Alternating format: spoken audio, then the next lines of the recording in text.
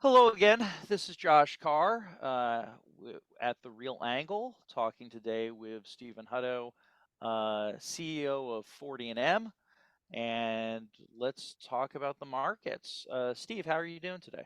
I'm great, Josh. I appreciate you having me on your podcast. And I guess it's been not 16 years since I took your class, but we had worked together when I was at my prior firm with you helping us with our financial model. But always enjoyed your class at Columbia, roughly, believe it or not, 16 odd years ago. Yeah, no, to paraphrase Matthew McConaughey, I keep getting older, the graduate students stay the same age. It is it is funny teaching grad school because I've been doing it at Columbia forever, and when I first started teaching there, I was like the cool older brother, or at least I'd like to believe as much. And somewhere along the line, you become the uncle, and Yeah. I guess I'm on my way to your grandfather's brother. I just eventually that's where we all end up. But man's got to have goals. So My grandpa was cool, so you're in good company. there you go. That's got to have goals. Yeah, no, people sometimes forget I do other things than just a podcast. But no, it's good. So let's talk a little bit. So first off, just some basics. Physically, where are you based in the world?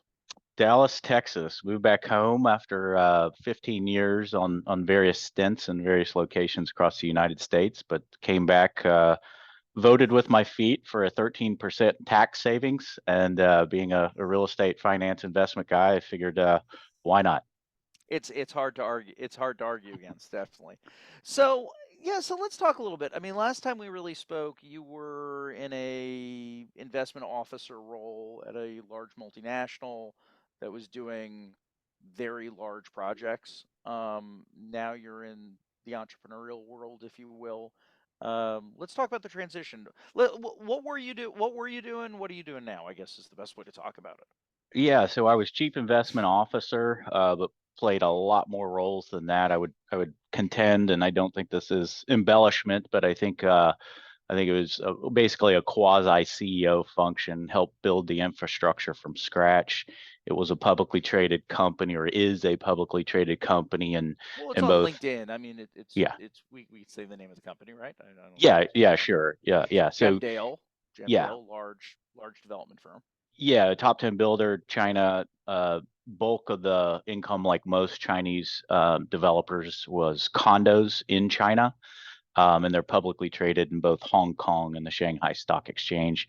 So when we started, I started there late 2015 in New York, and again was hired as a CIO. And when I didn't know who they were before that, but when I started studying their books and their financials, I was really surprised to see the financial wherewithal of the company, having never heard of them before.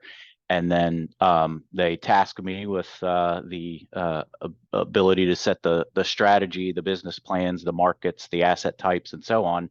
So within 30 days of joining the firm, I laid out a business plan and strategy that they stuck to this day, over 7, probably 8 years now, to pretty wild success. We ended up placing about $1 billion of equity capital, $3 billion in projects, call it $2 billion in construction loans or CMBS or perm or some sort of combination, mainly ground up development, focused mainly on multifamily ground up and office ground up. We played office extremely well. And this was all Um, in the U.S., just to clarify. I mean, they're this multinational, but you were doing the U.S. arm, if you will. Correct. Yeah, I had told our leadership many a times that if they stuck me in China, I wouldn't know what I was doing. So so Fair enough. Fair enough. Sure. they wouldn't want me. I said you wouldn't want me going over there. I'd probably lose my hair. So Sure. but yeah, so we were wildly successful. I would argue that we were probably one of maybe two um, very, very successful Chinese-backed firms. And then a lot of the Chinese companies that everybody had heard about, um, their operating style, what Jimdale did, which was very beneficial, is they gave a lot of autonomy in the early years to those of us with domestic experience. And a lot of our counterparts, we would observe, a lot of the decisions were being made overseas. And those folks, just as if I would go over to China, they wouldn't want me there because I wouldn't do anything. Or if I was making decisions from America for, deals in Beijing, probably wouldn't work out too well. Sure. And so a lot of the counterparts managed overseas, and it constrained a lot of the local real estate practitioners. And Gemdale was the opposite. Gemdale had has a very engineering mindset, and so they empowered the local teams, and we drove it to pretty great results. I mean, I would assume if they liquidated their portfolio, I don't know the portfolio as well as I did maybe a year and a half ago, but I would assume they would net probably close to billion two, maybe. Yeah, no, it's really amazing. So it's sort of watching watching some of these larger multinationals come in. I mean, you made a few excellent points, I think. I mean, your point about building a local team. Sure. I mean, you need a local team. I mean, I mean, the risk is stating the obvious. We remain a very local industry, but it's amazing how many real estate professionals understand location is everything, but then somehow when they're staffing up teams, they don't hire local teams, which to me is the pinnacle of madness because everything is local and everything is political. And I mean, I've done a little bit of international work and I've realized that we all have the same fights. Like, no one likes traffic. Like I don't care what country you're in. It doesn't matter what your politics are. No one likes traffic, So like of course you're always going to have fights about traffic and noise and, local pollution issues and density and there's always some local community group who hates your thing and dot dot dot. So you need a local team to manage that cuz otherwise you're just adrift. Um but I think your other point about the scale of it is remarkable to me because I mean, considering the size of the projects they were doing and how few people even have heard of these guys, I think I think it's just remarkable.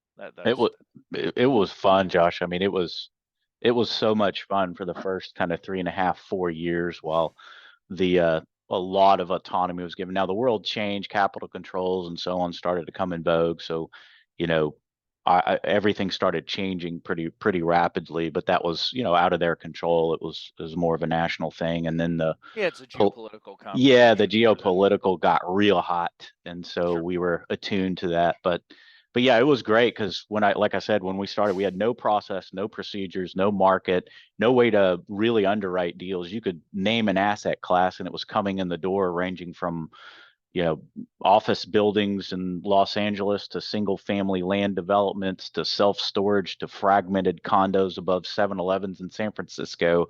Just name something and it came through the door, and I was like, wait, this is chaos. We got to focus. Right, we So, need to pick a lane. Even if yeah. it's not the right lane, we still need a lane. No, Yeah. no, that's an excellent point. Now you've transitioned from that to doing the entrepreneurial thing. So what is that? I guess what has that been like, and what are you looking at now? Yeah, so I've been back and forth. If you kind of look at the trajectory of my career, I started at Goldman Sachs. That's probably the worst hire they ever made as an analyst, which scared me straight and whipped me into shape. But so thank you, Goldman Sachs. So For I looked proving around. that for proving that you should go somewhere else. Sure, Yeah, sure, sure, exactly. sure. I hear So you. I hear I you. looked around and I was like, man, these folks that I'm my colleagues, I mean, they are just so sharp, so fast, and it scared me straight. So Hmm. Hmm. thank you again for Goldman. But yeah, so I went from what I would call heavy institutional corporate environments, and I've worked at entrepreneurial, maybe folks that work for a bigger company, started their own, but then kind of focused on institutional, like developers locally and in Chicago and other places. And so I've had this wide range of experience, including my own. So everything from me, which currently I'm the coffee maker and the printer boy, to running this huge enterprise with tons of resources available, tons of capital, lots of research and data that I could comb through with all of our subscriptions to the various. And I'm kind of a data nerd. When I was growing up, I was a sports nerd, and I could rattle off any baseball stat or football stat. I could tell you what 40 time and what It's somebody bench pressed, and it's the now that's same all skill real set. estate. Yeah, It's the same skill set. No, I have a buddy of mine who is a CMBS guy, and he also bets heavily on football. yeah. And I don't really see a lot of a difference between his day work and his weekends. I'm like, you're just doing the same damn thing. Like, you're just. It's still just numbers on a screen at the end of the day. So Yeah. it's. Yes. But anyway. So to answer your question, so yeah, today back to entrepreneurialism. Actually, 40M, which stands for the intersection of 40th and Madison. I was right after Columbia. I was hired as a director of acquisitions for a real estate private equity firm by an adjunct, and a couple of us were actually some Columbia grads over there. And um, one day I looked, and this was right at '08. You could feel it. I even Mark Zandi, the famous economist, came and Yep. spoke to the company, and he was like, "Hey, this is going to be really bad." so, so I looked out the window one day, and with my buddies from Columbia, and we said, "What's the name of our company?" And we pointed to the intersection as 40M. So, And figured that sounded good. It's yeah, no, it's funny when you talk about the great financial crisis, which I still feel we as a people, finance that is people, still have not agreed what to call it. Is it the GFC? Is it the yeah, financial crisis? Is it just subprime. yeah, is it just '08? Yeah. um, I had a buddy of mine describe to me that the feeling of '08, the idea that the other shoe was going to drop, it was described to me once as that you're in Paris waiting for the Germans to roll the tanks in. It Mm, was this moment of like it's going to be very bad, but like what do you do? yeah. And then it just collapsed. It was insane. So you've definitely so now you're doing the entrepreneurial thing. You're Yes. on your own. You're looking at stuff. What markets excite you? What asset types interest you? What's ringing your bell, so to speak? Yeah, so I'll kind of describe the philosophy, I guess. So it's very opportunistic, asset agnostic. There is a focus because I am a believer in focus, but I'm also a believer in, are you being paid for the risk you're taking?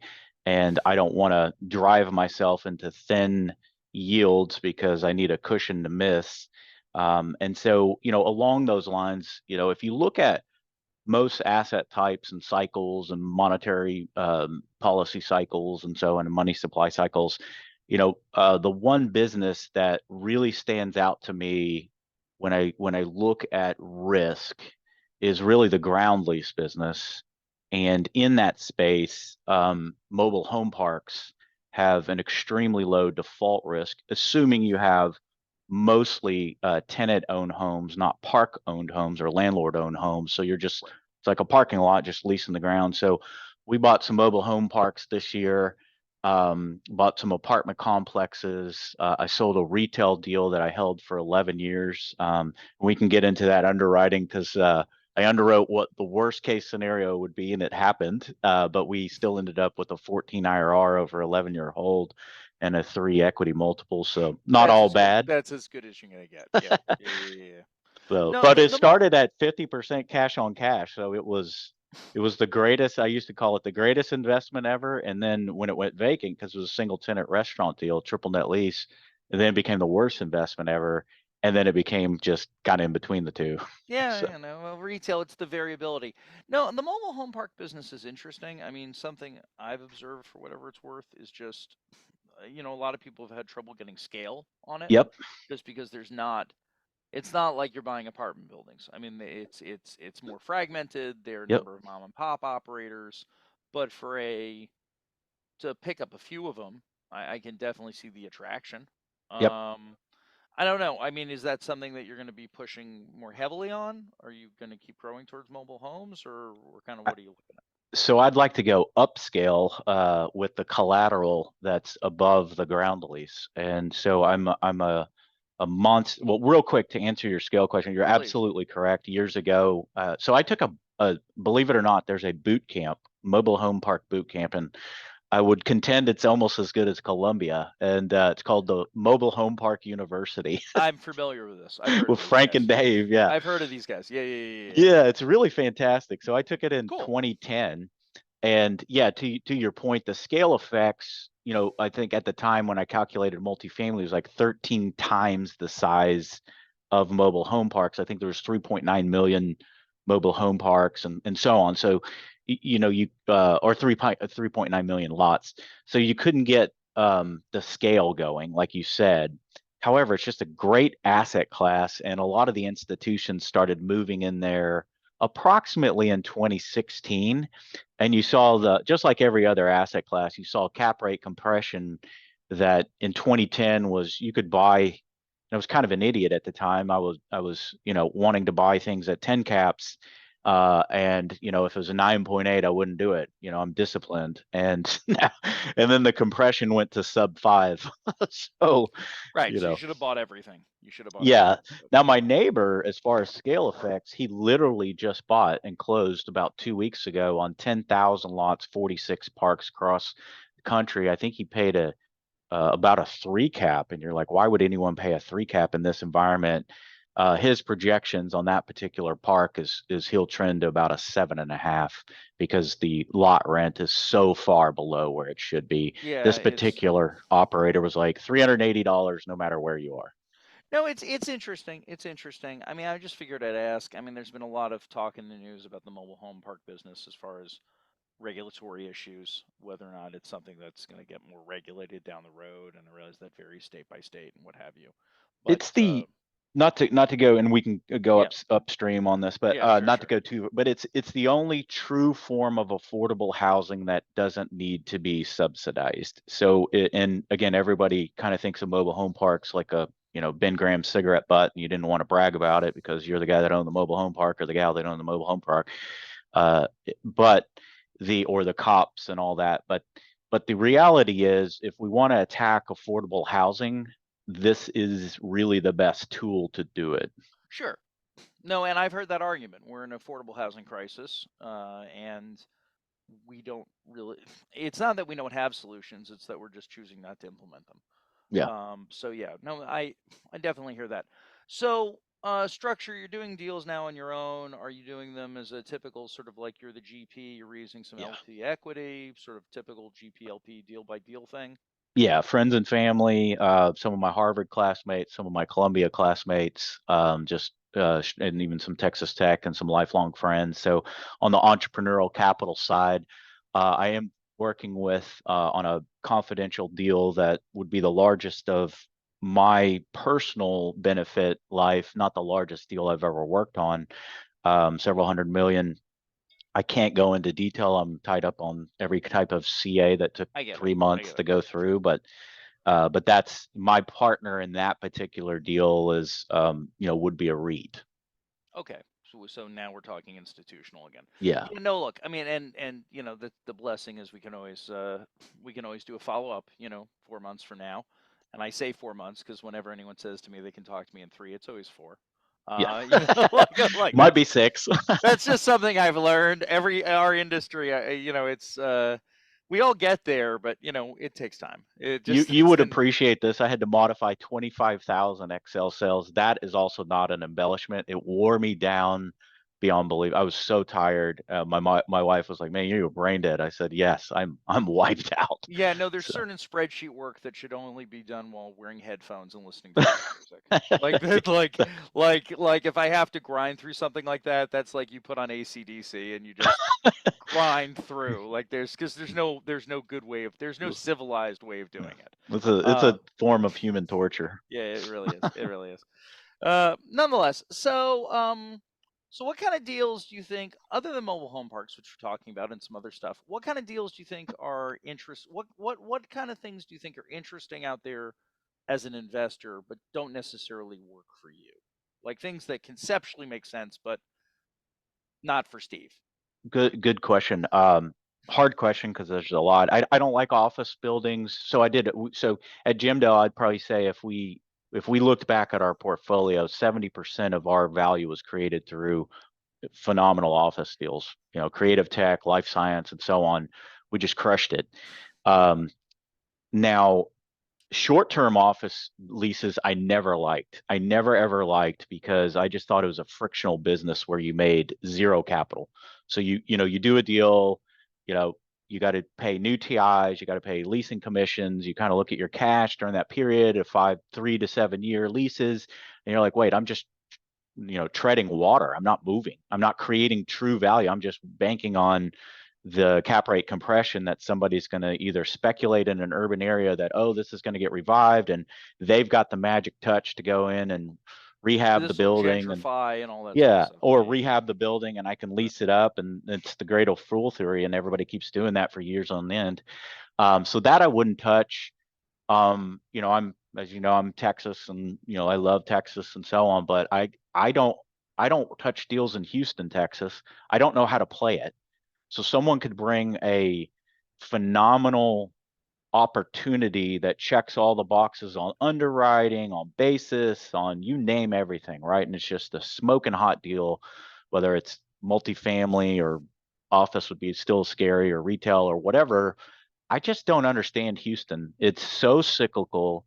It's so boom and bust. There are no barriers to entry.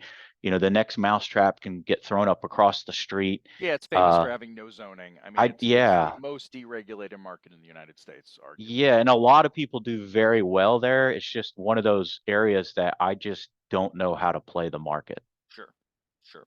No, it's look. I mean, I don't have to tell you. It's Texas is a big state, and the fact that it's like a whole other market. It's like, well, effectively, it is. Yeah. From a distance standpoint, you could have gone through 4 states in the Northeast by the time you get from Dallas to Houston. So, it's not that surprising. Um, so one question I always like to ask, just in today's market. Well, let's talk about a couple other things. So, for good or bad, nothing ever works out as expected. Unexpected surprises. Deal you worked on recently that had something go unusually good and it wasn't planned, or unusually bad and it wasn't planned. Yeah, I mean, let's go to the simple one that I referenced earlier, that restaurant deal. So Sure. underwrote the deal. It was 50% cash on cash for 4 years. We were killing it. Uh, and then all of a sudden it went vacant. I had prepared for the worst case scenario on the initial underwriting and, for rents dropping down to $18 a foot triple net, and I'll be damn, $18 a foot triple net was the deal. And then so had to grind through that, and that was tough. It taught me and we can go way back to childhood, but I think you're cut for time as far as the podcast. But um, Probably your childhood, yeah. Yeah. it, That's no, probably going to take a while. there are some investment lessons that have shaped my philosophy all the way through that I look back and I can mark them even back I to I 11 I years I old. believe that. I mean, there was a Yeah, great article in the Wall Street Journal I read years ago where they basically just interviewed a bunch of Fortune 500 CEOs about their first job and what their lessons were from their first jobs.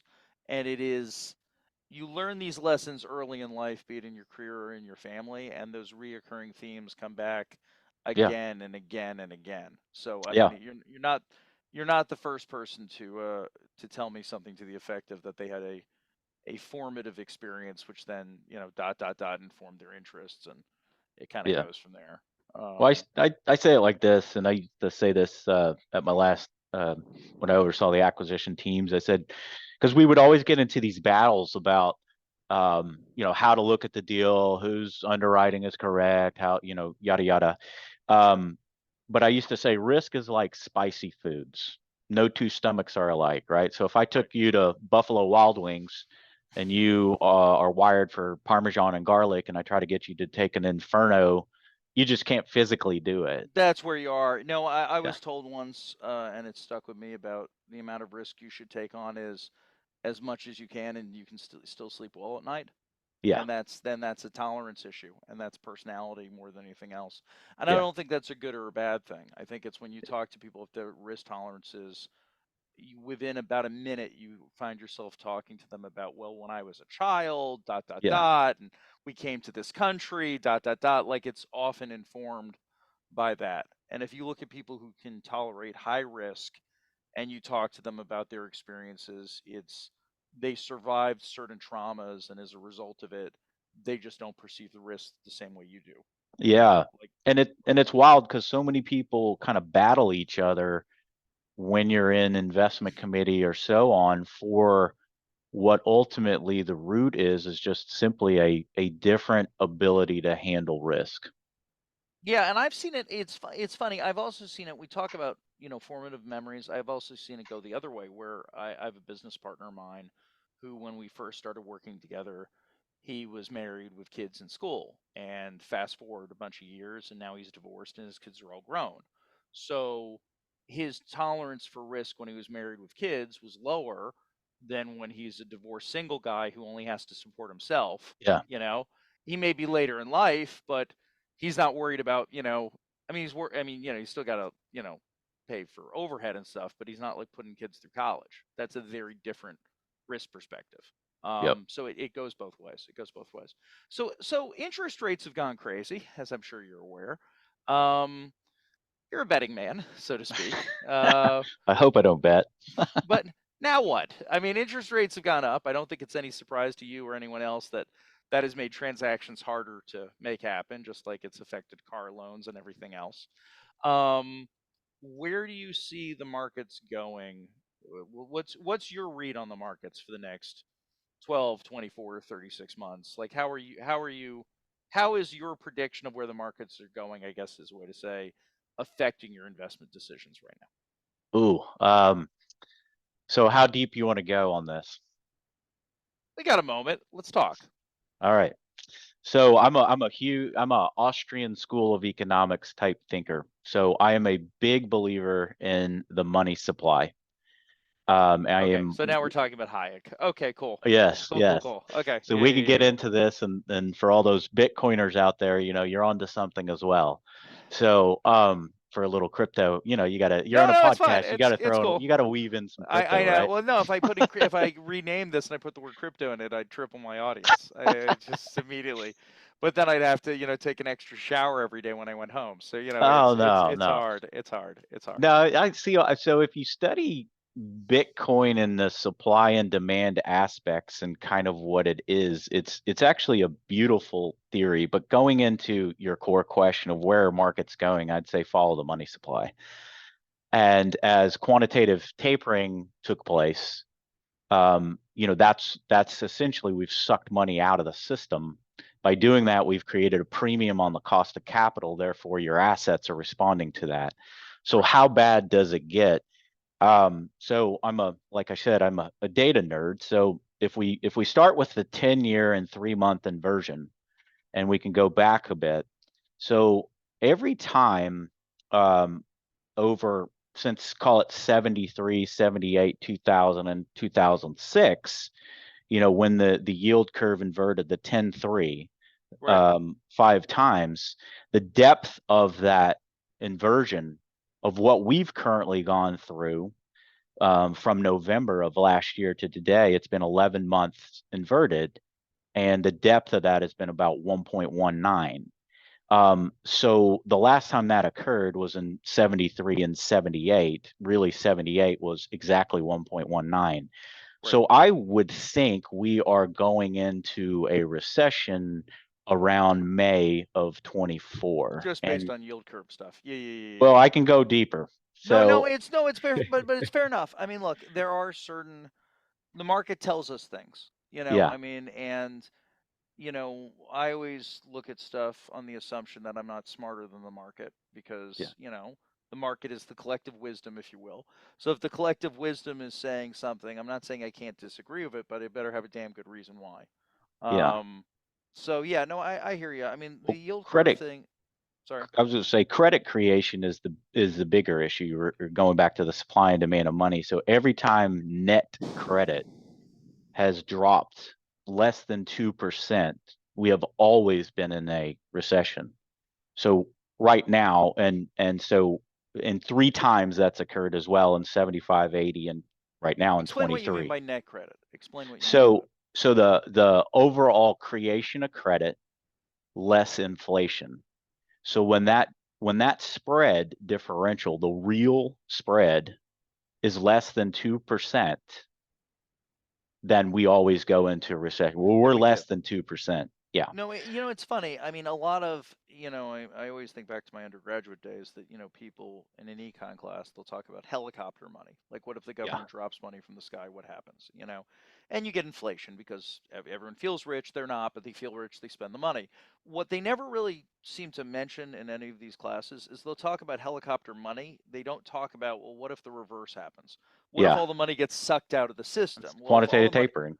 Right. If all the money drops in the sky and you feel rich, then all the money getting sucked out, you feel poor. I mean, that's Right. just kind of the way the world works. And that seems to be what we're experiencing right now. And just to tie back to something we talked about earlier, and one of the reasons I was asking about this specifically, one of the questions I threw out was, well, like where's your equity coming from? And you're doing the classic GPLP money, you're bringing in friends and family.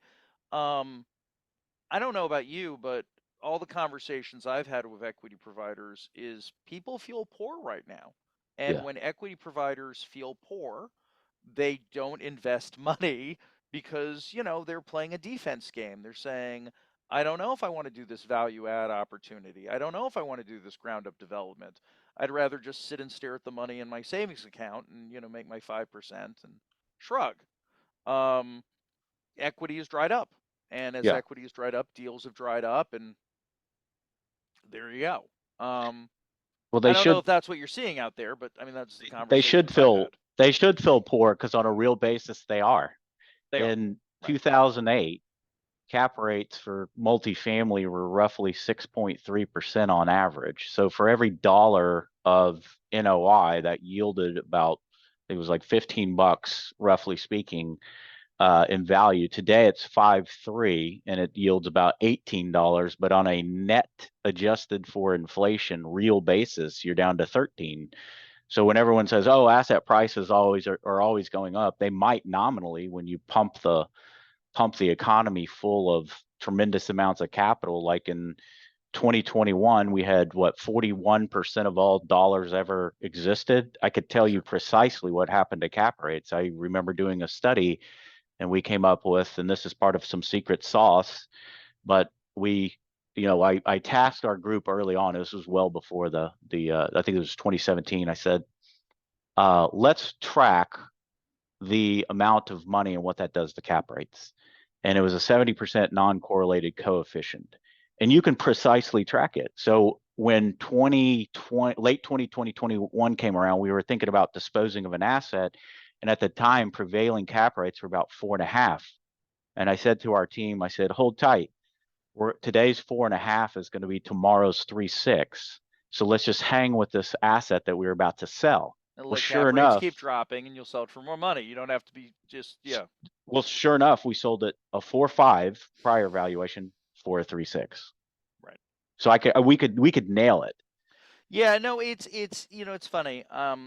What I'm enjoying about this conversation, hopefully others are too, is that so much of my conversations with people about real estate, the markets, have to deal with micro questions. Like, Yeah, oh, there's a new building that opened up down the road. fundamentals, Yeah, local the fundamentals. fundamentals. New Yeah, construction, they're doing a highway improvement or something. Um, but yeah, the macroeconomic stuff, becomes the tail wagging the dog. Like we're the alternative asset class. We're the 10%, which is in stocks and bonds. So changes in broader economic issues have such a mammoth impact on us because we're just sort of like this little boat bobbing on the waves. And it's like you can do whatever you want with a boat, but if the waves get bigger, the waves get small, that's going to have a lot more effect on kind of little old us. Um, yeah. I'm a big fundamental kind of like deep value investor, Ben Graham style. So on a real sure, estate application, I'm a micro guy as well. I'm going to walk the alley of the asset. sure. I'm going to feel the street. I'm going to go talk to the property managers and see what the leasing velocity is. But I'm also going to, be very strategic and sit in the helicopter and fly above it. Think about where it And fits into the whole picture. yeah, and what I've Sure. learned, I guess, over my career is I'm about 65% micro fundamentals and about 35% macro. Because there's a book that I read several years ago that kind of crystallized those thoughts. It was called Invest with the Fed, and that really taught me so much. And then you overlay, I'm a ferocious reader and just love to learn, especially now as I've gotten older, more of the economic theories and so on, at least the good ones. Sure. So but yeah, so But in all but it fairness, it even the bad ones have their place. Even the they bad do ones have their actually. place.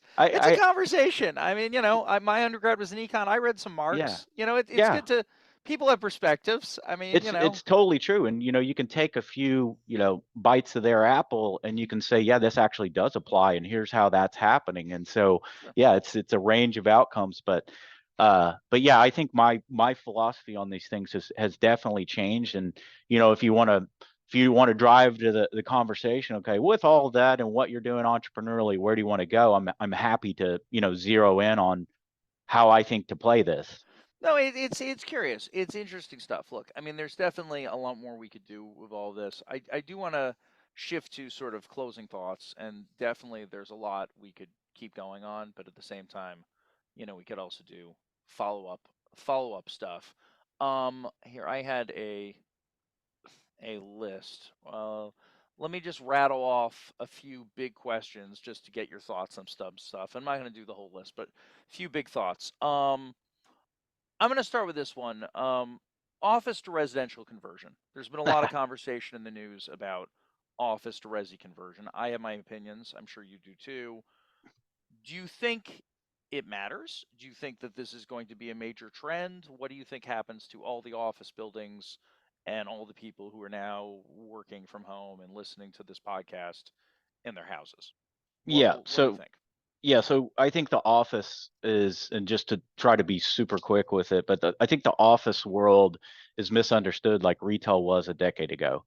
I feel like office is going to follow the path of retail. If you talked about retail 10, 12 years ago, and I used to do a bunch of leasing, we're way oversupplied. Nobody wanted to do retail. It's terrible. And then all of a sudden the supply lines dropped. And now retail, if you look at the numbers and you look at the delivery and you look at the supply, I think retail's down as far as supply, something like 61% over the past 22-year average. Right. Yeah, 61%. And so you kind of look at that and you go, wow, where do I want to be for the best risk adjusted return? I tell you retail. So I think office, and when we were doing office, what I observed is it was the same usual suspects, which were the FANG tenants expanding everywhere. And so most And of you the want new to you want office. to define that for people, Fang tenants? Yeah, so the old stock adage, or now they're called the Magnificent Seven, Right. but FANG, which is Facebook, Apple, Amazon, Netflix, and Google, Yep. Yep. and Yep. and Yep. then you had your Salesforce and your others. But anyway, the acronyms that the stock market created, and you looked at your gains in the stock market, and then look at who was expanding across the nation when brand new office buildings that we were leasing to, and there was your demand. So, Right. and I, let's tap real quick on WeWork. So we were in San Francisco, this is 2016, 2017. WeWork came to us and I never will forget this. I remember just all the brokers talking about how it's so great and this huge white paper on WeWork and how it's so good and so on. And I said, man, that's fantastic. Show me the books. And I looked at their entity and their lease entity that they would Yeah. sign. I How do said, you how do you actually make money? send me the balance sheet. No, I Sure. wanted to know who this quote guarantor was and who the Right. parent was. Sure. Sure. And Sure. I just looked at it. I was like, man, this is terrible. And so I remember telling the brokers, going, we're not going to lease to we will. I said we will lease from you, but we won't lease to you. And so and it was just a shot across the bow at the time because we were not cool. But looking back, that was great. But No. Yeah. my point in sharing all this is you look at office, it's very misunderstood, just like retail. The A's were making, all everybody was flocking to the A's. Same things happening in office. The B and C's were done. Same things happening in office. You have the bifurcation. Going back to the OTR conversions, we came up with a thesis that we studied a little bit called the S&L crisis babies of every South and Southwest city across the U.S. And when we got into studying these old million square foot buildings that were built in the 70s and 80s, that maybe less than a handful would ever get above 80% occupancy in them, and new tenants of today didn't want to lease in them. When we would study them, we would find that about the conversion was about 64% efficient. And so if you look at regular multifamily, you're closer to 80. And so you've got a terrible inefficiency. Yeah, And so then, to just yeah, to talk this for everyone. So yeah, you do typical apartment building, you're going to bleed 15-20% for hallways, yeah. common areas, stuff that you can't make money off of. You're basically saying instead of bleeding 20% for hallways, you're bleeding 35% for all that jazz because Yeah. you just don't cut up right. Yeah, Yeah, so what are you benefiting? And then the unit layouts are really, long and wobbly and unorthodox and so on. sure. And so we would have a tough time making the math work. The quick of it is, I used to say we would have to, with incentives, compete with essentially a type three podium project as far as rent. So that put us in that second tier in certain markets, like in Dallas, that would put us at the not type one high rise rents, but right below them. And And type 3 so podium, you're talking like 4 stories of stick over like a five, story of five over three. 5 over 3. Okay. Yeah. So And so 5 stories for human beings, 3 stories for cars, basically. yeah, podium. So yeah, Yep. so anyway, that force you just by sheer construction costs, you're at, in that just under the top tier of market rents, and you're not cost effective. You're high, right? Yeah, you're high. No, and you're seeing that in office prices right now. The guys that are Yeah. talking about office to residential conversion are essentially buying these buildings for almost for scrap value. I mean, they're buying them at such low numbers because they can't make it work any other way. But you still are going to be what, 250 into them a foot, at least down here or more. And so at that Yeah. point, you're like, it's still cheaper to just build a regular, 3-story stick garden style or some wood 4-story urban project or a wrap. You're still going to be cheaper on a cost basis. And so what market are you competing for? And then you got to go, I need a boatload of incentives. Right. Here's the part that scares me, though, to kind of drill at your question. So I, again, doing the math, let's take a 1 million square foot building. You have 640 new units per building, roughly speaking, right? Right. Coming online. Let's say you have a downtown with a bunch of these 70s and 80s, because everybody in the S&L crisis overbuilt and they were getting paid 106 to build. So they're the keys, Mr. Lender. 10 buildings, 10% of the stock gets converted. That's 6,400 new units, Right. right? You take a market like Dallas, where supposedly our pipeline is 70,000 and deliveries are maybe 25,000 ish. But you add, let's just take 60. You add 60 plus another greater than 10% to our stock. I mean, talk about a nightmare. The only saving grace here is that the capital markets are shut off. But a lot of these office guys, I think we're going to look back at a lot of these OTR conversions. Maybe the first few make money, and then Right. everybody else gets the playbook. And Biden administration, I think, allocated 35 billion recently to this play.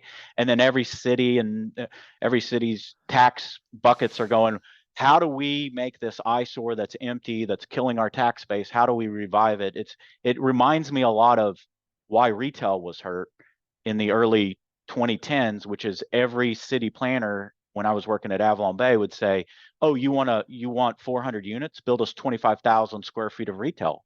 And you'd be like, but retail doesn't work in this Right. And location. this gets me to, and everything you're saying gets me to one comment, and this is my only comment I'll make, which is, you know, the sometimes the economically viable solution is not politically viable. And by that I Yeah. mean the economically viable solution might be, okay, these buildings are just obsolete.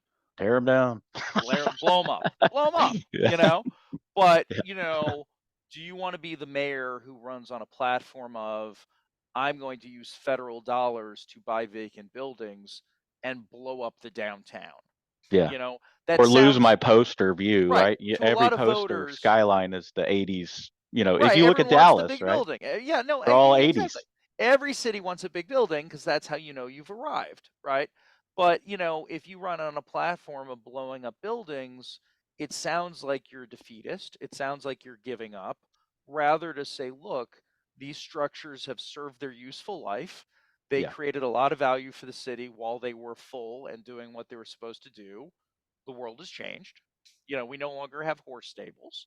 But were they Technology is ever over 80% occupied, but I a don't think they handful ever of a were. few? I don't think they ever were. It's kind of a dark joke, but the joke, not joke, but like the World Trade Center, the original World Trade Center was never full. Yeah. It languished for years. And the dark joke was shortly before 9/11, it finally got to a place where the occupancy was actually kind of Oh man. decent, Yeah. but it was built in the 70s. It took 20, 30 years. It finally got to a place where people are like, okay, it's actually kind of full. And then, of course, the disaster happened, which is obviously horrible. But like, Yeah, it went for years. I mean, if you actually asked people about the World Trade Center in the 1990s, was it a good idea that the state of New York and Port Authority built this thing? It cost a lot of money and economically viable, not so much, you Yeah, know? and I guess to think about like all the good conversions were pre 1940, so those old stock they probably went through the same High ceilings, but those had high ceilings and nice yeah. windows and all that. They were easy to convert. They were easy. Yeah, yeah, but I'm also thinking like, fast forward, 50 years from out for all the preservationists that are listening to your call, and not the capitalists. Um, maybe there is an alternative use that we adapt to over time that nobody's thinking about today that makes Sure. those 80s buildings with the 40,000 footprints viable in some other use. Someone will find a use. Someone will Yeah, find use. Technology shifts, industry yeah, shift.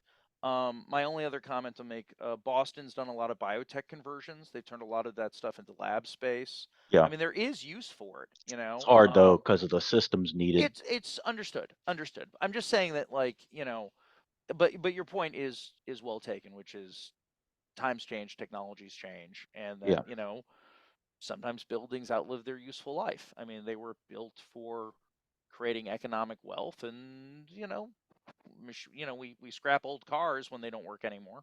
It's not really functionally that different. yeah. Nonetheless, look, this has been a great conversation. It's good to talk about some of the bigger picture stuff, and also it was fun to sort of talk about sort of your transition from big corporate to sort of doing your own thing and doing the entrepreneurial thing. Um, I don't know. We could keep going. I think probably the best idea, honestly, would be we revisit some of these things in a few months when you can talk about some of the bigger stuff you're working on, and we can kind of come back to it. Um, with that said, unless you got anything else on your mind right now, Yeah, I think if I was, listening to this, I think I would want to know. So you've shared all these stats about recessions, and we didn't even get halfway into it. But I know. um, where's it going? What to do? How do you play this? What would I recommend to play this? Because Shoot, I've got investors out there and so on. shoot. So land, Bitcoin, gold. Land is finite, Bitcoin is finite, and gold is scarce. And so, how would I play this in this economic cycle?